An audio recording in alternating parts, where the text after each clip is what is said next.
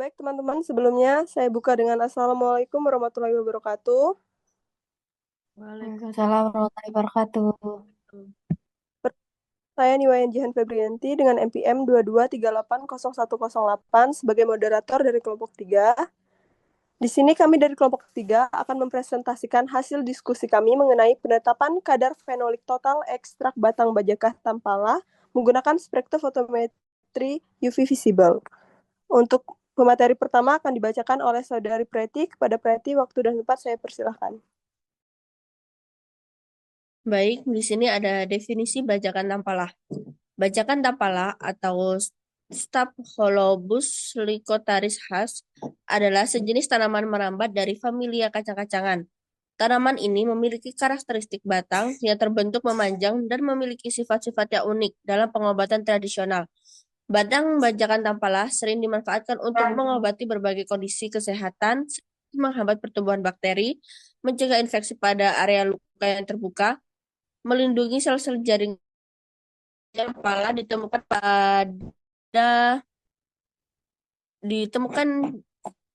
diperoleh dari hutan di Provinsi Kalimantan Tengah.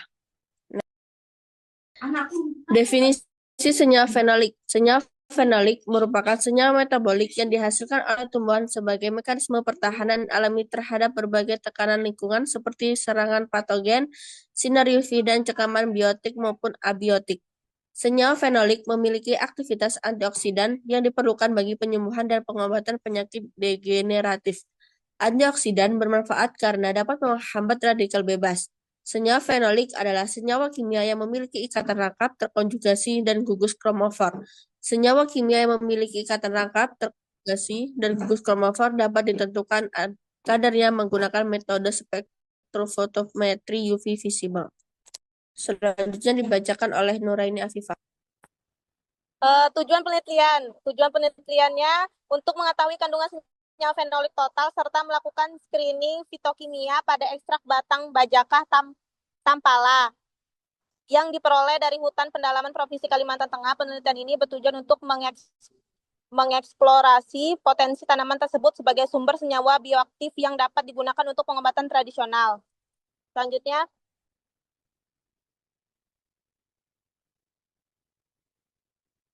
metode penelitian. Metode yang digunakan untuk mengambil senyawa fenolik. Screening fitokimia.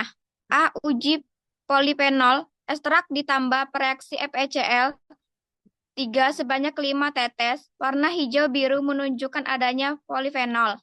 B. Uji alkaloid. Ekstrak dimasukkan ke dalam 2 tabung. Pada tabung pertama ditambahkan reaksi dragon drop dan pada tabung kedua ditambahkan. C. Uji tanin.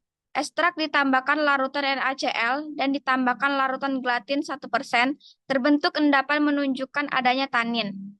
D. Uji saponin. Ekstrak dimasukkan ke dalam tabung dan ditambah aqueous, kemudian digojok selama 30 detik. Apabila buih pada tabung setinggi lebih kurang 3 cm menunjukkan adanya saponin.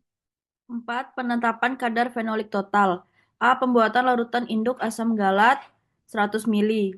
Pertama-tama sebanyak 10,0 mg asam galat dilarutkan dalam 0,5 ml etanol PA sebanyak 10 mg asam galat. Kemudian larutan diencerkan dengan air suling sampai volume 100 ml. B. Pembuatan larutan Na2CO3 7,5%. Sebanyak 3,75 gram Na2CO3 ditambah 40 ml air suling, kemudian dididihkan sampai serbuk Na2CO3 larut sempurna. Setelah itu didiamkan selama 24 jam, disaring dan diencerkan dengan air suling sampai volume 50 ml. C. Penentuan operating time. Larutan asam galat 100 ppm diambil sebanyak 300 ml dengan konsentrasi 30 ml, ditambah 1,5 ml reagen fonil thiokalteu 1:10. Kemudian digojok dan didiamkan selama 3 menit dan didiamkan ke dalam larutan tersebut ditambah 1,2 ml larutan Na2CO3,5%, digojok homogen dan diukur absorbansinya dalam rentan waktu 0 sampai 10 menit pada panjang gelombang 765 nm. D. Panjang gelombang.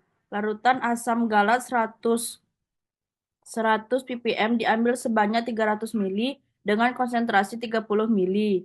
Ditambah 1,5 mili reagen Volin, Ciocaltiu 1:10, kemudian digojok dan diamkan selama 3 menit. Ditambah 1,2 mili larutan Na2CO3 7,5% digojok homogen. Ukur absorbansinya dalam rentan waktu 0 sampai 10 menit pada panjang gelombang 600 sampai 800 nm. Selanjutnya, yang pembuatan kurva baku asam galat. Pertama, larutan asam galat 100 ppm diambil sebanyak 300 mikrogram per mililiter dengan konsentrasi 5, 10, 15, 20, 25, 30, 35, dan 40 mikrogram. Masing-masing dimasukkan ke dalam tabung. Kemudian ditambah 1,5 reagen Volin Ciocalteu 1:10. Selanjutnya larutan ditambah 1,2 mili larutan Na2CO3 7,5 digojok homogen dan didiamkan pada range operating time pada suhu kamar AB. Semua larutan diukur absorbansinya pada panjang gelombang maksimum, kemudian dibuat kurva kalibrasi. F. Penentuan kadar fenolik total.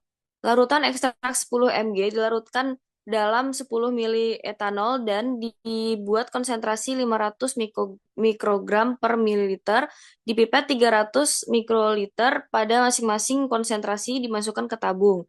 Tambah 1,5 mili reagen Volin, Ciocalteu dan digojok, didiamkan selama 3 menit, ditambah 1,2 mili larutan Na2CO3 7,5%, dan didiamkan lagi pada operating time pada suhu kamar.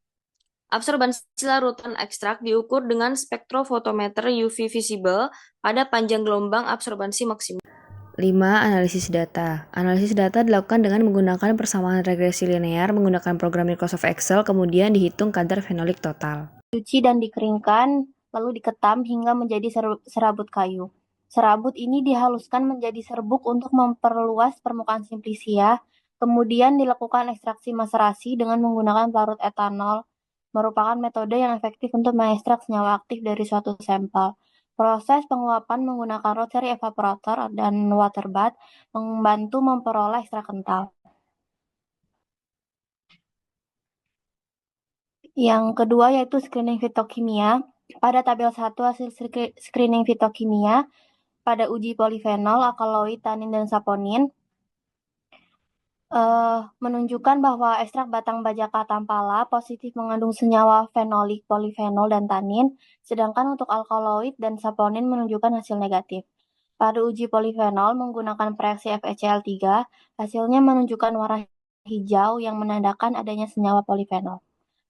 Uji alkaloid menggunakan reaksi Mayer, hasilnya negatif yang menunjukkan tidak adanya alkaloid dalam ekstrak. Yang ketiga yaitu uji tanin dengan menambahkan larutan NaCl dan gelatin 1% terbentuk endapan yang menunjukkan adanya tanin. Keempat yaitu uji saponin, hasilnya negatif karena tidak terbentuk busa yang signifikan. Hasil ini menunjukkan bahwa ekstrak batang bajaka tampala memiliki potensi sebagai sumber senyawa fenolik dan tanin yang dapat berkontribusi pada aktivitas farmakologisnya. Kemudian penetapan kadar fenolik total.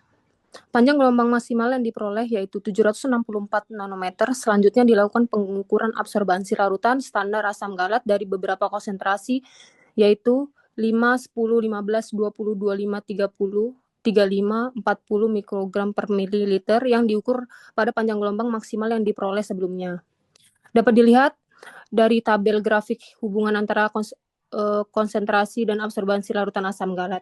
Hasil pengukuran absorbansi larutan standar asam galat dibuat kurva kalibrasi hubungan antara konsentrasi C dengan absorbansi A dan diperoleh persamaan regresi linear. Hasil persamaan regresi linear yaitu Y sama dengan 0,0264X ditambah A, 1229 dengan koefisien korelasi R yaitu 0,9888 yang dapat ditunjukkan pada gambar 1. Intensitas warna biru yang terbentuk pada metode Volin Ciocalteu dapat digunakan untuk kuantitatif menentukan kandungan fenol total dalam suatu satu sampel dengan membandingkan hasil dengan kurva standar asam galat, kita dapat mengetahui konsentrasi fenol total dalam sampel yang kita uji. Next. Kemudian, penetapan kadar fenolik total dilakukan dengan 3 kali replikasi pada konsentrasi 500 ppm. Pengukuran absorbansi dilakukan menggunakan panjang gelombang maksimal sesuai dengan operating time yang telah didapatkan. Pada tabel 2, hasil penentuan kadar fenolik total pada ekstrak batang bajaka tempala. Pada konsentrasi 500 ppm dengan replikasi 1, 2, dan 3, didapatkan absorbansi yaitu 0,287, pada replikasi 1, replikasi 3 0,284, replikasi 2, pada replikasi 3 yaitu 0,286, dengan kadar fenol total GAE per gram didapatkan replikasi 1 yaitu 12,43 mg, replikasi 2 yaitu 12,21 mg, replikasi 3 dan 12,36 mg, dengan rata-rata replikasi 1, 2, dan 3 adalah 12,33 mg GAE per gram. Hasil pengukuran didapatkan bahwa kadar fenolik total pada ekstrak batang bajaka tempala adalah sebesar 12,33 mg GAE per gram. Ini diartikan dalam setiap gram ekstrak batang bajaka tempala terkandung 12,33 mg senyawa fenolik yang setara dengan asam galat. Hasil penelitian menunjukkan bahwa ekstrak batang bajaka tempala mengandung senyawa fenolik dalam jumlah yang cukup tinggi, namun perlu diingat bahwa pemilihan pelarut yang tepat sangat penting untuk mendapatkan hasil ekstrak yang optimal. Next, untuk kesimpulannya teman-teman, penelitian ini berhasil menetapkan kadar fenolik total pada ekstrak batang bajaka tempala dengan hasil rata-rata sebesar 12,33 mg GAE per gram pada konsentrasi 500 ppm. Hasil screening fitokimia menunjukkan bahwa ekstrak ini mengandung senyawa fenolik, tanin, dan saponin yang mengidentifikasikan potensi sebagai sumber senyawa bioaktif. Kadar fenolik yang terukur berhubungan dengan aktivitas antioksidan yang penting dalam pencegahan penyakit degeneratif. Oleh karena itu, ekstrak batang bajaka tempala memiliki potensi untuk digunakan dalam pengobatan tradisional dan pengembangan produk herbal. Penelitian ini juga mendorong eksplorasi lebih lanjut mengenai manfaat kesehatan dari tanaman ini dan aplikasinya dalam bidang farmasi. Next. Ini dia teman-teman referensi jurnal yang kami gunakan. Next. Baik, di sini kami membuka sesi diskusi. Bagi teman-teman yang ingin bertanya, kami persilahkan. Izin bertanya. Silakan. Perkenalkan, nama saya Rizky Kamila Utami, NPM 223880134. Mengapa reagen Volin COCl-TAU digunakan dalam pengukuran kadar fenolik total? Terima kasih. Baik, pertanyaan selanjutnya kepada teman-teman yang ingin bertanya, dipersilakan. Izin bertanya. Silakan. Perkenalkan, nama saya Risma Orsihombing, NPM 22380135. Di sini saya akan bertanya, mengapa metode spektrofotometri UV visible digunakan untuk menentukan kadar senyawa fenolik dalam ekstrak batang bajaka tempala, dan bagaimana metode ini bekerja dalam konteks penelitian? Terima kasih.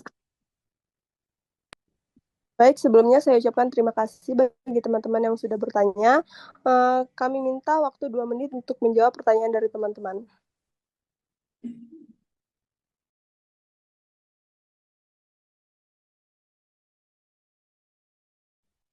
Untuk pertanyaan pertama dari Rizkika akan dijawab oleh Saudari Nyimas. Kepada Nyimas, waktu dan tempat saya persilahkan.